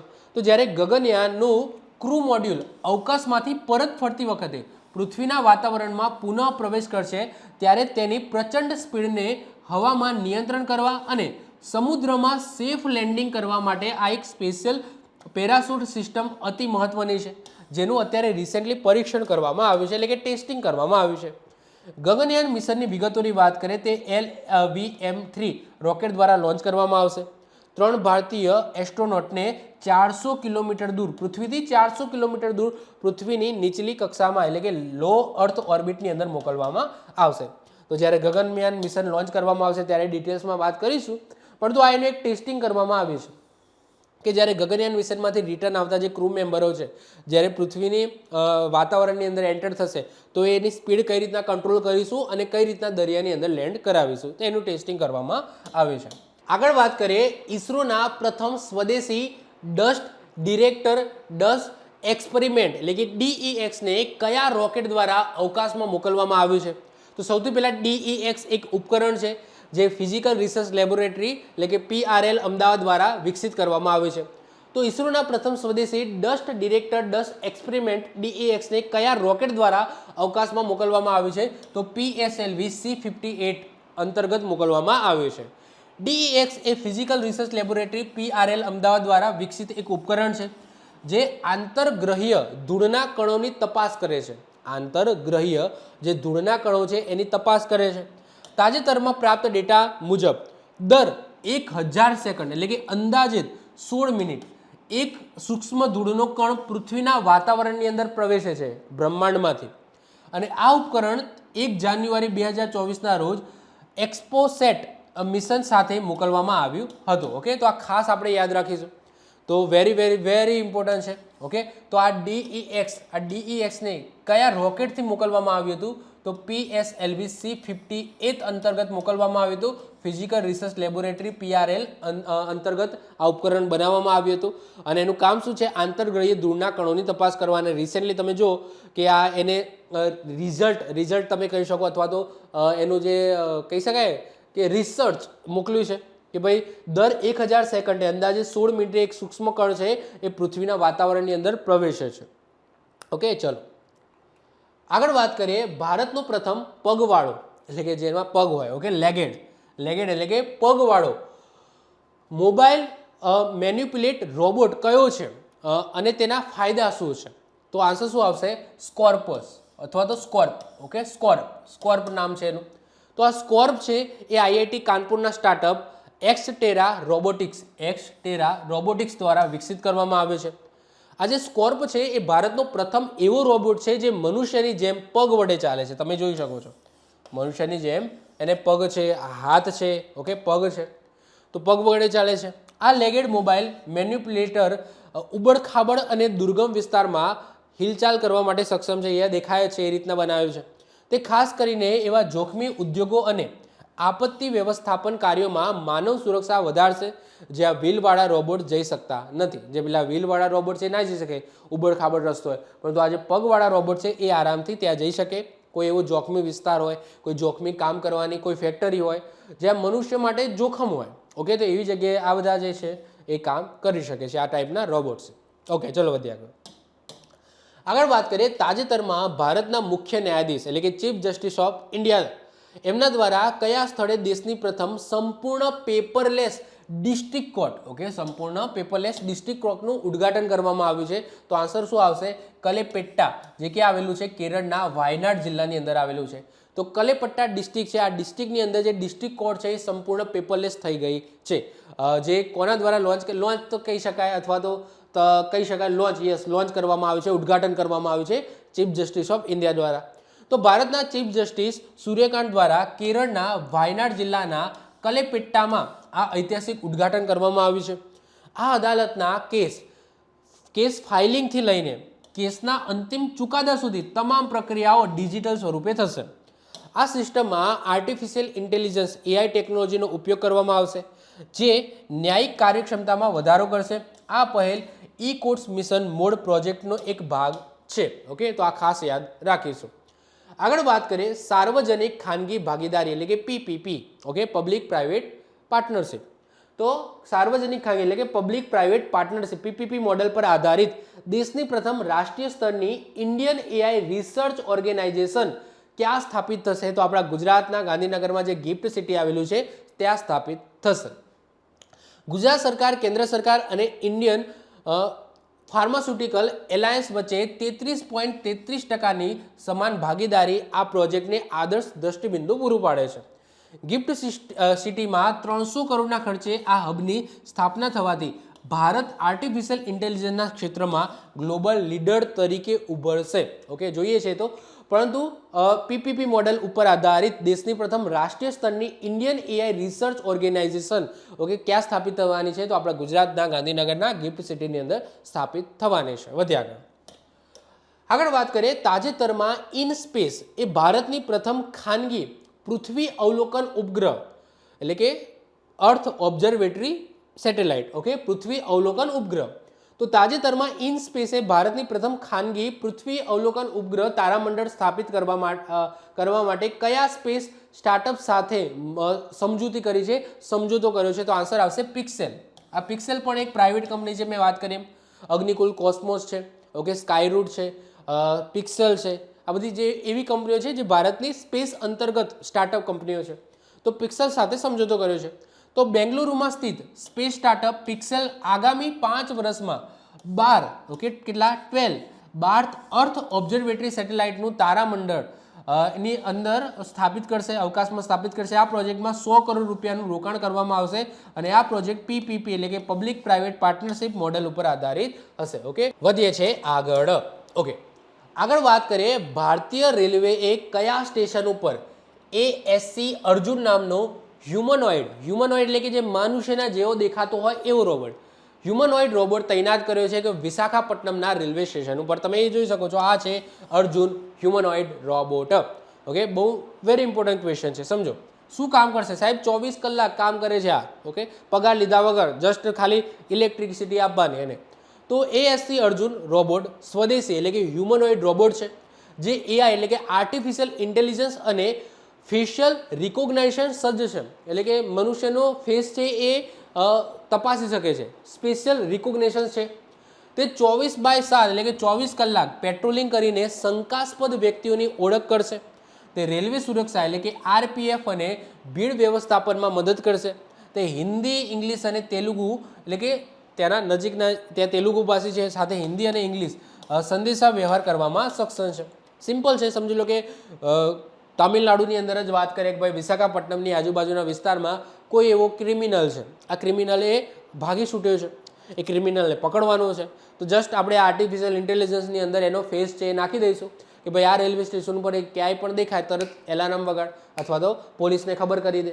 તો એ આ 24 કલાક કામ કરશે અને ફેસ રિકોગ્નાઇઝ કરશે ભાઈ. ઓકે, અને જેવો એ દેખાશે તરત જ એ કેપ્ચર કરી દેશે ભાઈ આ વ્યક્તિ અહીંયા આવી ગયો છે. તો એ ટાઈપનું સરસ મજાનું આ કહી શકાય કે આ મોડેલ છે. ઓકે, AI આધારિત. ચલો આગળ વાત કરીએ, તાજેતરમાં ભારતીય સેના દ્વારા આર્ટિફિશિયલ ઇન્ટેલિજન્સ પર આધારિત કઈ બે એપ્લિકેશન લોન્ચ કરવામાં આવી છે? તો એક છે કૌટિલ્ય અને બીજી છે ક્યુફોર્સ અને કૌટિલ્ય, આ બે એપ્લિકેશન લોન્ચ કરી છે ભારતીય સેના દ્વારા, જે એઆઈ આધારિત એપ્લિકેશન છે. શું છે સમજો. સૌથી પહેલા વાત કરીએ કૌટિલ્ય શું છે? તો યુદ્ધ ક્ષેત્રમાં પ્રાપ્ત થતી વિશાળ ડેટા સામગ્રીનું ત્વરિત વિશ્લેષણ કરે છે. જ્યારે ક્યુફોર્સ શું છે? તો સેનાની લોજિસ્ટિક સપ્લાય ચેનને ડિજિટલ બનાવે છે, એટલે કે હથિયારો છે, સાધનોનું ટ્રેકિંગ છે વગેરે એ ડિજિટલ બનાવે છે ક્યુફોર્સ. તો ક્યુફોર્સ અને કૌટિલ્ય જસ્ટ યાદ રાખજો, એ ભારતીય સેના દ્વારા લોન્ચ કરવામાં આવેલી બે એપ્લિકેશન છે. ઓકે, કૌટિલ્ય અને ક્યુફોર્સ ખાસ યાદ રાખીશું. આગળ વાત કરીએ, સર્વોચ્ચ અદાલતે ન્યાયિક વહીવટમાં આર્ટિફિશિયલ ઇન્ટેલિજન્સનો ઉપયોગ વધારવા માટે કઈ બે ડિજિટલ સેવાઓ શરૂ કરી છે? તો એક છે વન કેસ વન ડેટા અને બીજી છે સુસહાય. ફરીથી રિપીટ કરું છું, સર્વોચ્ચ અદાલતે ન્યાયિક વહીવટમાં આર્ટિફિશિયલ ઇન્ટેલિજન્સ એટલે કે એઆઈનો ઉપયોગ વધારવા માટે કઈ બે ડિજિટલ સેવાઓ લોન્ચ કરી છે? તો વન કેસ વન ડેટા અને બીજું છે સુસહાય. તો વન કેસ વન ડેટા તમામ અદાલતોના ડેટાને એકીકૃત કરશે, જ્યારે સુસહાય એક એઆઈ ચેટબોટ છે જે નાગરિકોને કેસ ફાઇલિંગની માહિતી આપશે. તમારે કોઈ કેસ કરવો હોય, કઈ રીતના કેસ કરાય આ તે, તો એક એઆઈ ચેટબોટ છે સુસહાય. જ્યારે વન કેસ વન ડેટાનો મતલબ શું કે જેટલી પણ અદાલતો છે એના બધા ડેટાઓને એકીકૃત કરીને રાખશે, એક ડેટાબેઝ કહી શકો. આગળ વાત કરીએ, ઇસરોએ તાજેતરમાં ચંદ્રયાન 3ના કયા ઘટક દ્વારા કરવામાં આવેલા હોપ પ્રયોગના સફળ તારણો જાહેર કર્યા છે? તો આન્સર શું આવશે? વિક્રમ લેન્ડર. તમને ખબર જ છે કે ચંદ્રયાન 3 અંતર્ગત આપણે વિક્રમ લેન્ડર છે એ મોકલ્યું હતું, જે ચંદ્રના જે પાછળનો ભાગ છે, દક્ષિણ ધ્રુવ છે, ત્યાં લેન્ડ કરવામાં આવ્યું હતું. કયા રોકેટથી? તો LVM3M4 બાહુબલી રોકેટથી લોન્ચ કર્યું હતું. ચંદ્રનો જે દક્ષિણ ધ્રુવ છે, જેને તમને આપણે શિવ શક્તિ પોઈન્ટ કીધો હતો. મહત્વનો દિવસ 23મી ઓગસ્ટ, ઓકે, રાષ્ટ્રીય અંતરિક્ષ દિવસ તરીકે ઉજવવામાં આવે છે. ઓકે, તો રિસેન્ટલી આ હોપ છે, યાદ રાખજો, આ હોપ છે ને, એ હોપ પ્રયોગ કર્યો હતો કે ભાઈ આપણે કંઈક સંશોધન કરીશું અને કંઈક કઈ આશા હશે. આશા મતલબ કે હોપનો મતલબ શું થાય કે ભાઈ આપણે જે સંશોધન કરીએ છીએ કે આપણે દક્ષિણ ધ્રુવ પર ઉતાર્યો, તો એ આપણે એક હોપથી ઉતાર્યો છે. હોપ એટલે કે કંઈક એવું રિસર્ચમાં મળશે, કંઈક એવી માહિતી મળશે જેનાથી કદાચ ચંદ્ર ઉપર મનુષ્યનું જીવન શક્ય હોય. એ હોપ અંતર્ગત રિસેન્ટલી જે પ્રયોગો થયા છે એ લોન્ચ કરવામાં આવે છે. તો આ હોપ યાદ રાખજો, હોપ પ્રયોગના સફળ તારણો જાહેર કર્યા છે. તો હોપ છે ને ચંદ્રયાન 3 સાથે સંકળાયેલું છે, એટલું યાદ રાખી લો. ઓકે, ચલો આગળ વાત કરીએ. 63, ભારતે તાજેતરમાં કયા સ્થળે વાયુ અસ્ત્ર વન લોઇટિંગ મ્યુનિશનનું સફળ પરીક્ષણ કર્યું છે? તો આન્સર શું આવશે? પોખરણ રાજસ્થાન અને જોશીમઠ ઉત્તરાખંડની અંદર. શું છે સમજીએ. સૌથી પહેલાં તો વાયુ અસ્ત્ર વન એ આત્મઘાતી ડ્રોન છે જે 100 કિલોમીટરની રેન્જ અને 90 મિનિટની સહન શક્તિ ધરાવે છે, એટલે કે 90 મિનિટ એ ઉડી શકે છે અને 100 કિલોમીટરની દૂર જઈ શકે છે. તેનું નિર્માણ પુણેની નિબી લિમિટેડ દ્વારા કરવામાં આવ્યું છે. સંરક્ષણ ક્ષેત્રે અન્ય સિદ્ધિઓમાં એઆઈ આધારિત એન્ટી ડ્રોન સિસ્ટમ એટલે કે ઇન્દ્રજાલ છે અને ભારતીય સેના દ્વારા રચાયેલી વિશેષ એક ડ્રોન ફોર્સ છે ભૈરવ, એનો સમાવેશ થાય છે. આ જીકેનો ક્વેશ્ચન છે, તો આ જસ્ટ યાદ રાખજો. વાયુ અસ્ત્ર વન લોઇટરિંગ મ્યુનિશન, આ મ્યુનિશનનું સફળ પરીક્ષણ ક્યાં કર્યું છે? તો રાજસ્થાન પોખરણ અને ઉત્તરાખંડના જોશીમઠની અંદર કર્યું છે. આ એક લોન્ચિંગ છે, આ ડ્રોન લોન્ચિંગ પેડ છે, અહીંયાથી આ ડ્રોન લોન્ચ કરવામાં આવ્યું છે. આગળ વાત કરીએ 64, ઇન સ્પેસ સંસ્થા દ્વારા કયા રાજ્યમાં નવી કોમન ટેકનિકલ ફેસિલિટી એટલે કે CTF સ્થાપવાની મંજૂરી આપવામાં આવી છે? તો બે રાજ્યોની અંદર, એક ગુજરાત અને એક તામિલનાડુની અંદર. તો ગુજરાતના અમદાવાદ જે બોપલમાં મુખ્યાલય આવેલું છે પાસે સ્પેસ મેન્યુફેક્ચરિંગ પાર્ક, જ્યારે તામિલનાડુની અંદર થુથુકડીમાં લોન્ચ વ્હીકલ ક્લસ્ટર સ્થાપવામાં આવશે. ફરીથી રિપીટ કરું છું, સાંભળજો. ઇન સ્પેસ સંસ્થા દ્વારા કયા બે રાજ્યોની અંદર નવી કોમન ટેકનિકલ ફેસિલિટી સ્થાપવામાં આવી છે? એક આપણા ગુજરાતમાં, બીજું તામિલનાડુમાં. ગુજરાતમાં અમદાવાદના બોપલની અંદર મુખ્યાલય છે જ્યાં સ્પેસ મેન્યુફેક્ચરિંગ પાર્ક બનાવવામાં આવશે, જ્યાં તામિલનાડુના થુથુકડીની અંદર vehicle cluster okay launch vehicle cluster છે સ્થાપવામાં આવશે. કોના દ્વારા? ઇન સ્પેસ સંસ્થા દ્વારા. આગળ વાત કરીએ, વર્ષ 2026ના પ્રતિષ્ઠિત ગોડાર્ડ એસ્ટ્રોનોટિક્સ એવોર્ડથી કોને સન્માનિત કરવામાં આવે? તો આપણે ચંદ્રયાન 3 મિશન એટલે કે ઇસરોને સન્માનિત કરવામાં આવે છે. ચંદ્રયાન 3 મિશનને લઈને ઓકે ઇસરોને સન્માનિત કરવામાં આવે છે. એવોર્ડનું નામ સાંભળજો, ગોડાર્ડ એસ્ટ્રોનોટિક્સ એવોર્ડ છે. અમેરિકન ઇન્સ્ટિટ્યૂટ ઓફ એસ્ટ્રોનોટિક્સ એન્ડ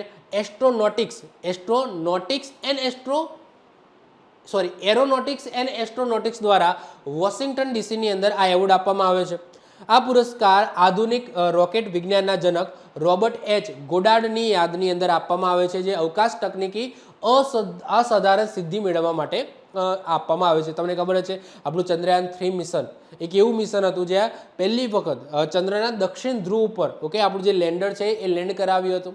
તો આ એક અસાધારણ સિદ્ધિ છે જે અંતર્ગત ચંદ્રયાન 3 મિશનને ઓકે એટલે કે ઇસરોને આ રોબર્ટ એચ ગોડાર્ડની યાદમાં જે એવોર્ડ આપવામાં આવે છે, ગોડાર્ડ એસ્ટ્રોનોટિક્સ એવોર્ડ, જે કોણ આપે છે? American institute of aeronautics and astronautics દ્વારા આપવામાં આવે છે. આ એવોર્ડ આપવામાં આવ્યો છે. આગળ વાત કરીએ, DRDO દ્વારા તાજેતરમાં સફળતાપૂર્વક પરીક્ષણ કરાયેલ V3 મિસાઇલનું વિશેષતા શું છે? તો એ છે drone launch precision guided missile છે. ઓકે, ULPGM V3 જો એનું ફૂલ ફોર્મ પણ છે UAV launched precision guided missile છે. ઓકે, મને લાગે મારું પેટ્રોલ પતી ગયું. ઓકે, તો DRDO દ્વારા તાજેતરમાં સફળતાપૂર્વક પરીક્ષણ કરાયેલ V3 મિસાઇલની વિશેષતા શું છે? તો આ drone launching precision guided missile છે. Okay, drone launched precision guided missile છે એટલે કે ULPGM V3 છે એટલે કે UAV launched precision guided missile છે. આ મિસાઇલમાં મોડ્યુલર વોરહેડ ટેકનોલોજીનો ઉપયોગ થયો છે, જે જરૂરિયાત મુજબ હથિયારો બદલવાની ક્ષમતા ધરાવે છે. લક્ષ્ય શું છે? જે જમીન ઉપરની ટેન્ક, સૈન્ય વાહનો તેમજ હવામાં ઉડતા દુશ્મનના ડ્રોન કે હેલિકોપ્ટરને તોડી પાડવાની ક્ષમતા ધરાવે છે. વિશેષતા બીજી શું છે? 10 કિલોમીટરની રેન્જ છે. ડ્યુઅલ ચેનલ સ્પીકર નહીં સ્પીકર છે, સ્પીકર એટલે કે જોવું. ઓકે, તો ડ્યુઅલ ચેનલ સ્પીકર છે, સ્પીકર નથી. સ્પીકર આમાં શું કરવા છે? તો ડ્યુઅલ ચેનલ સ્પીકર છે. સિસ્ટમને તેને દિવસ રાત કોઈ પણ વાતાવરણમાં સચોટ લક્ષ્ય સાધવામાં મદદ કરે છે. ઓકે, તો આ જસ્ટ યાદ રાખજો, એ ઇમેજ પણ તમે જોઈ શકો છો ULPGMની. ઓકે, તો drone launched precision guided missile છે, જેમાં ડ્યુઅલ વોરહેડ છે, જે એક તમે જમીન ઉપર કોઈ ટેન્ક હોય, કોઈ સૈન્ય વાહન હોય, ડ્રોન હોય, હેલિકોપ્ટર એની તોડી પાડવાની ક્ષમતા ધરાવે છે. ઓકે, 10 કિલોમીટરની રેન્જ છે, ડ્યુઅલ ચેનલ સ્પીકર છે. ઓકે, વધીએ આગળ. સ્વદેશી લાંબી અંતરની રોકેટ પ્રણાલી સૂર્યાસ્ત. આ સૂર્યાસ્તનું પરીક્ષણ ક્યાં કરવામાં આવ્યું છે રિસેન્ટલી? તો એનું પરીક્ષણ કરવામાં આવ્યું છે ચાંદીપુર સ્ટેટ ફાયરિંગ રેન્જ ઓડિશાની અંદર ટેસ્ટિંગ કરવામાં આવ્યું છે. ફરીથી રિપીટ કરું છું, સ્વદેશી લાંબી અંતરની રોકેટ પ્રણાલી છે સૂર્યાસ્ત, જેનું રિસેન્ટલી પરીક્ષણ કરવામાં આવ્યું છે ઓડિશાના ચાંદીપુર ટેસ્ટ ફાયરિંગ રેન્જની અંદર. આ સિસ્ટમ પુણેની ખાનગી કંપની નિબે લિમિટેડ દ્વારા વિકસિત કરવામાં આવી છે. આ પ્રણાલી 150 કિલોમીટર એટલે કે 1.5 મીટર ચોકસાઈ અને 300 કિલોમીટર એટલે કે 2 મીટર ચોકસાઈ ધરાવતા બે સંસ્કરણો ઉપલબ્ધ છે, એટલે કે બે ટાઈપની છે. એક 150 કિલોમીટરવાળી અને એક 300 કિલોમીટરવાળી. 150 કિલોમીટરવાળી છે એ 1.5 મીટર ચોકસાઈથી અટેક કરી શકે, 300 કિલોમીટરવાળી છે એ 2 મીટર ચોકસાઈથી અટેક કરી શકે છે. એવા બે સંસ્કરણો ઉપલબ્ધ છે. તેની શૂટ એન્ડ સ્કૂટ ક્ષમતા તેને હુમલા બાદ તરત જ પોતાનું સ્થાન બદલવાની સુવિધા આપે છે, જે તેને અમેરિકાની પ્રખ્યાત અમેરિકામાં પણ આ ટાઈપની ટેકનોલોજી છે જેનું નામ છે હિમરસ. આ હિમરસ ટેકનોલોજીને સમકક્ષ બનાવે છે આ ટેકનોલોજી. ક્લિયર? તો બહુ મહત્વપૂર્ણ છે, યાદ રાખજો. તો આ એક રોકેટ પ્રણાલી છે લાંબા અંતરની સૂર્યાસ્ત, એનું સફળ પરીક્ષણ રિસેન્ટલી કરવામાં આવ્યું છે. ઓકે, સૂર્યાસ્ત રોકેટ સિસ્ટમ જે તમે અહીંયા જોઈ શકો છો. ઓકે, અને તરત પછી આનું સ્થાન પણ ચેન્જ થઈ જશે. રોકેટ છોડ્યું, સ્થાન ચેન્જ, એટલે કોઈ અટેક કરતો હોય રિવર્સમાં તો એક્ઝેક્ટલી એ સ્થાનમાં જાય તો કશું મળે નહીં, બીજી જગ્યાએ જતું રહ્યું હોય ત્યાં સુધી. વધીએ આગળ. ભારતનું પ્રથમ AI સંચાલિત લડાકુ ડ્રોન કાલ ભૈરવ. આ કાલ ભૈરવનું ઉત્પાદન યુરોપના કયા દેશની અંદર કરવામાં આવશે? તો આન્સર આવશે પોર્ટુગલની અંદર. સાહેબ, આ પોર્ટુગલની અંદર બંચમાં બનાવવા માટે આ પોર્ટુગલમાં જશે, બાકી બન્યું છે આપણા ઇન્ડિયાની અંદર. તો જે ઇન્ડિયામાં બન્યું એક ડેમો કહી શકાય અથવા પહેલું, પછી એનું ટેસ્ટિંગ થયું, હવે એને બંચમાં બનાવવા માટે, ઓકે, બલ્કમાં બનાવવા માટે હવે પોર્ટુગલની અંદર એ બનશે. તો અત્યાધુનિક ડ્રોન બેંગલુરુના જાણીતા space startup flying veg defence દ્વારા વિકસાવવામાં આવ્યું છે. આ ડ્રોનની ઓપરેશનલ રેન્જ કેટલી છે? 3000 કિલોમીટર છે. આ પ્રથમ વખત બન્યું છે જ્યારે ભારતમાં ડિઝાઇન થયેલ સ્વાયત્ત લડાકુ વિમાન મોટા પાયે ઉત્પાદન વિદેશની ધરતી ઉપર થશે. એટલે કે આને વિદેશની ધરતી ઉપર બલ્કમાં બનાવવામાં આવશે. બાકી થયું છે આ ઇન્ડિયાની અંદર જ બલ્કમાં બનાવવા માટે પોર્ટુગલની અંદર મૂકેલું છે. તો ભારતનું પ્રથમ AI સંચાલિત લડાકુ ડ્રોન છે કાલ ભૈરવ. ઓકે, એનું ઉત્પાદન યુરોપના કયા દેશની અંદર કરવામાં આવશે? પોર્ટુગલની અંદર કરવામાં આવશે. મોસ્ટ આઈએમપી તાજેતરમાં DRDO દ્વારા ઓડિશાના APJ અબ્દુલ કલામ દ્વીપ પરથી કઈ મિસાઇલના અદ્યતન સંસ્કરણનું સફળ પરીક્ષણ કર્યું છે? જ્યારે આ લોન્ચ કરવામાં આવ્યું તો બધાએ કીધું અગ્નિ 5 મિસાઇલ છે, અગ્નિ 6 મિસાઇલ છે, આવું બધું બોલતા હતા. પરંતુ એકચ્યુઅલી આ અગ્નિ મિસાઇલ જ છે. અગ્નિ મિસાઇલની અંદર પણ આપણે એક નવી ટેકનોલોજી ડેવલપ કરી છે, જે છે MIRV ટેકનોલોજી. આ MIRV ટેકનોલોજીની અંદર શું હોય છે કે એક સાથે મલ્ટિપલ આની અંદર શું હશે? વોરહેડ હશે. ઓકે, અને જ્યારે લોન્ચ કરવામાં આવશે તો એક જ જગ્યા ઉપર ઓકે ઘણા બધા કહેવાય જો જ્યાં સમજી લો કે કોઈ ટાર્ગેટ હોય તો ત્યાં કોઈ એન્ટી મિસાઇલ સિસ્ટમ તો હશે જ ઓબ્વિયસલી. તો એન્ટી મિસાઇલ સિસ્ટમ છે એ સમજી લો આ મિસાઇલ છે, આ મિસાઇલને તોડી પાડવાનું કામ કરશે. તો સમજી લો એક જ જગ્યાએ સમજી લો આપણે 5 થી 6 રોકેટ છોડીએ તો એક સાથે, તો જે એન્ટી રોકેટ મિસાઇલ છે ઓકે, જે રોકેટને તોડી પાડવાવાળી સિસ્ટમ જે કોઈ હશે ડિફેન્સની અંદર, તો એ શું કરશે? એકને કે બેને તોડી પાડશે, પણ બાકીના જે 3 છે એના ઉપર પડશે, ટાર્ગેટ ઉપર પડશે. તો આ એવી સિસ્ટમ છે જેને MIRV સિસ્ટમ કહેવામાં આવે છે. તો તાજેતરમાં DRDO દ્વારા ઓડિશાના APJ અબ્દુલ કલામ દ્વીપ પરથી કઈ મિસાઇલનું અદ્યતન સંસ્કરણનું સફળ પરીક્ષણ કર્યું છે? તો અગ્નિ મિસાઇલ્સનું. તો DRDOએ અગ્નિ મિસાઇલના અદ્યતન સંસ્કરણનું પરીક્ષણ કર્યું છે, જેમાં MIRV એટલે કે મલ્ટિપલ ઇન્ડિપેન્ડન્ટલી ઓકે ટાર્ગેટેબલ રી એન્ટ્રી વ્હીકલ્સ ટેકનોલોજીનો ઉપયોગ કરવામાં આવે છે. જેમાં શું હશે? આ ટેકનોલોજીમાં એક જ મિસાઇલની અંદર અનેક અલગ અલગ લોકેશન ઉપર અનેક લક્ષ્યો સચોટ રીતે તોડી પાડી શકે છે. એટલે કોઈ એરિયા છે, આ એરિયાની અંદર સમજી લો 5-6 બિલ્ડિંગો છે, તો 5-6 બિલ્ડિંગોને તોડવા માટે 5-6 આપણે રોકેટ લોન્ચ કરવા પડે. પણ આ ટેકનોલોજીમાં શું હશે? એક જ મિસાઇલ લોન્ચ કરવામાં આવશે, જેની અંદર 5-6 શું હશે? મિસાઇલો હશે. અને અહીંયાથી એક છોડશે તો ઉપર જશે અને ઉપર થઈને આ રીતના અલગ થઈ જશે. ઓકે, અને બધા અલગ અલગ ટાર્ગેટ ઉપર જઈને આ રીતના ડિસ્ટ્રોય કરશે.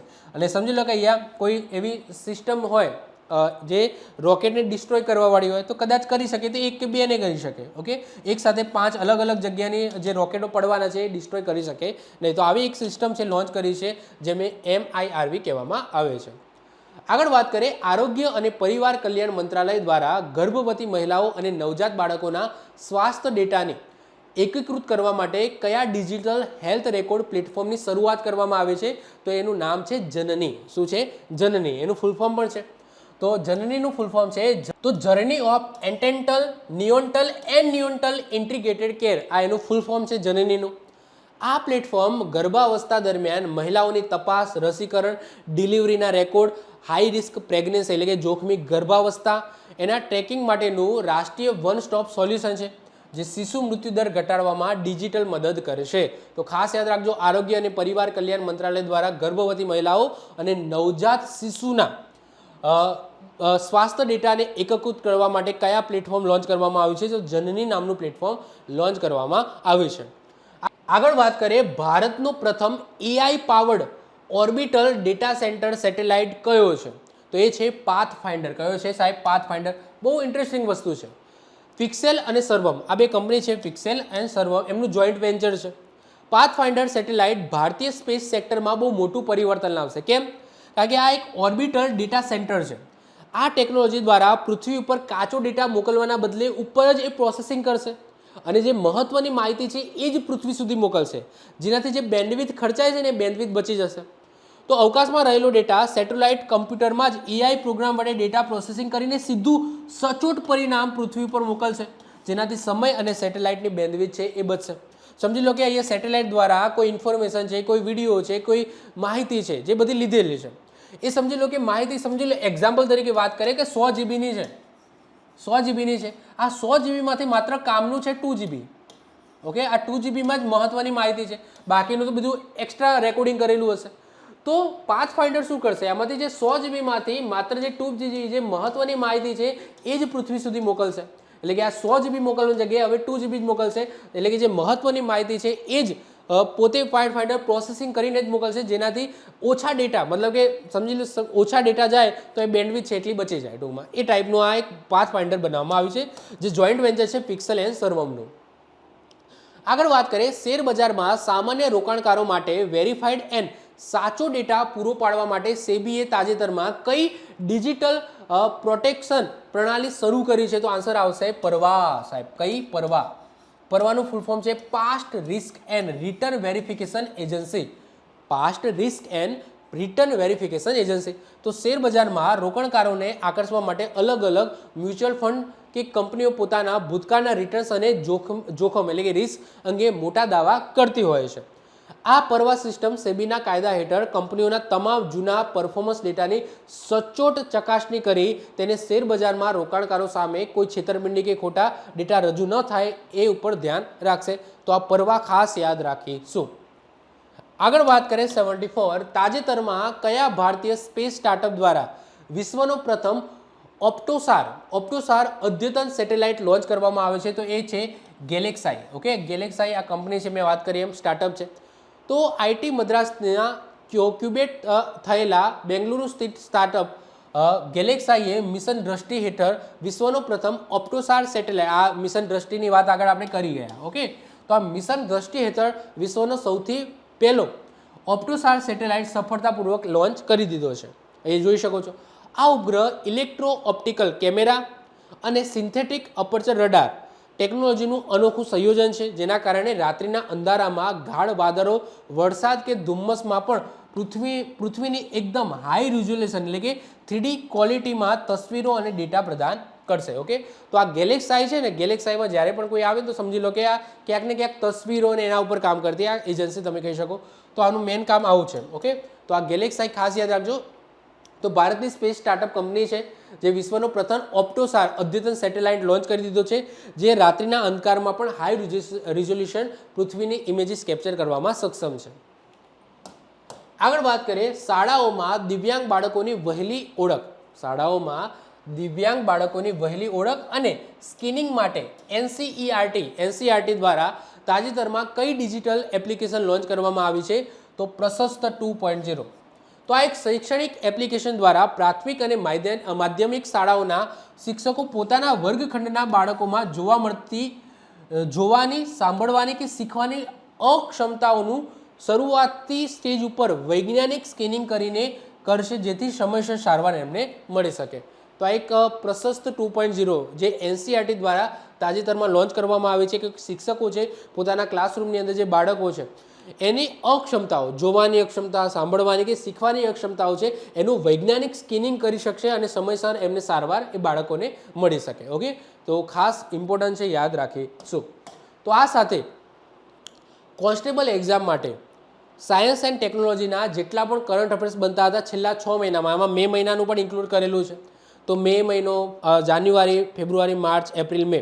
ઓકે, તો આ બધા મહિનાઓનું જાન્યુઆરીથી લઈને મે મહિના સુધીનું સંપૂર્ણ સાયન્સ એન્ડ ટેકનોલોજીનું કરંટ અફેર્સ આપણે 2 લેક્ચરની અંદર કવર કરી લીધું. આઈ હોપ સો તમને આ લેક્ચર ગમ્યો હશે, તમને ઘણી બધી માહિતી આનાથી મળી હશે. તો મળીશું નેક્સ્ટ લેક્ચરમાં નવા વિડીયો સાથે. ત્યાં સુધી વાંચતા રહો. બાય, ઓલ ધ બેસ્ટ, જય હિન્દ, જય ભારત.